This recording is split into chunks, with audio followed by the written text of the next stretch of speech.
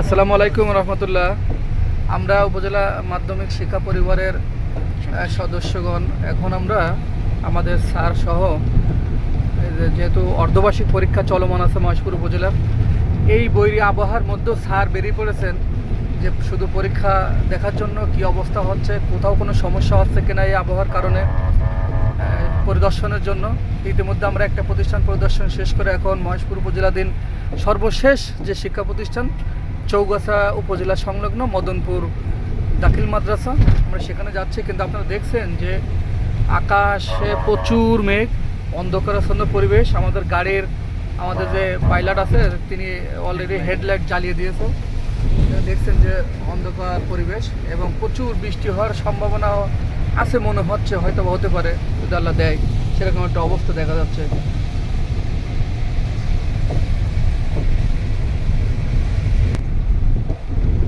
আর আরেকটি কথা, আমার সহকর্মী, আমার দীর্ঘদিনের প্রায় 2 যুগের সহকর্মী আমার আসান ভাই ইতিমধ্যে ফরজ হজ সুসম্পন্ন করে দেশে ফিরেছে আলহামদুলিল্লাহ। এবং আসান ভাই আমাদের অফিসেও এসেছেন এবং আমাদের সঙ্গে সফর সঙ্গী হিসেবে আসান ভাই আছে। আপনারা দেখছেন যে আসান ভাই একটু তাকানের দিকে ভাই সবাইকে ওয়েলকাম জানালো।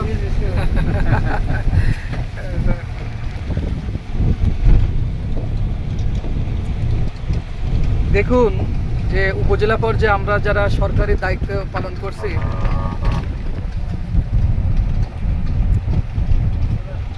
কত সুন্দর পরিবেশ, চারিদিকে শুধু বাগান, মাঠ, কৃষিকাজ, ধান চাষ।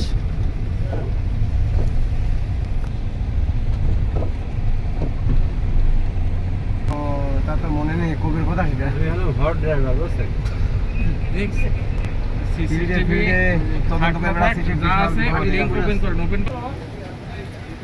আসসালামু আলাইকুম রহমতুল্লাহ।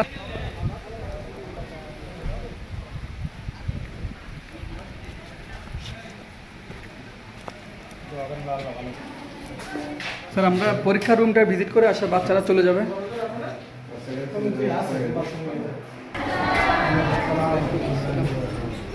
লাইট নেই, লাইট লাগানো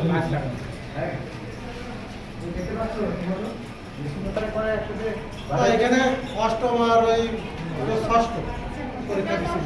ষষ্ঠরা চলে গিয়েছে আর অষ্টমরা অষ্টমে কি পরীক্ষা দিয়ে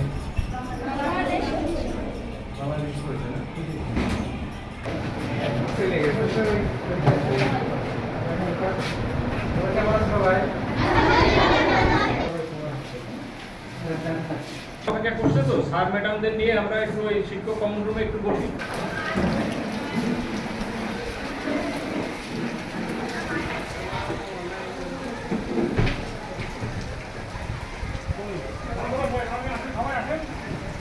সবাই আসেন। হ্যাঁ ওই যে সেখানে ছিলেন, চাকরি করেছেন, অনেক অভিজ্ঞতা সংযুক্ত স্যার।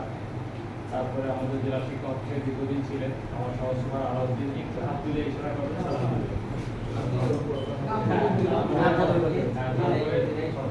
না না না আমি বলি, তারপরে ভালো হবে, এক নম্বরে পরিচয় সুন্দর হবে। তারপরে আমার সহকারী মুরব্বী শাহজাহান আলী, তারপরে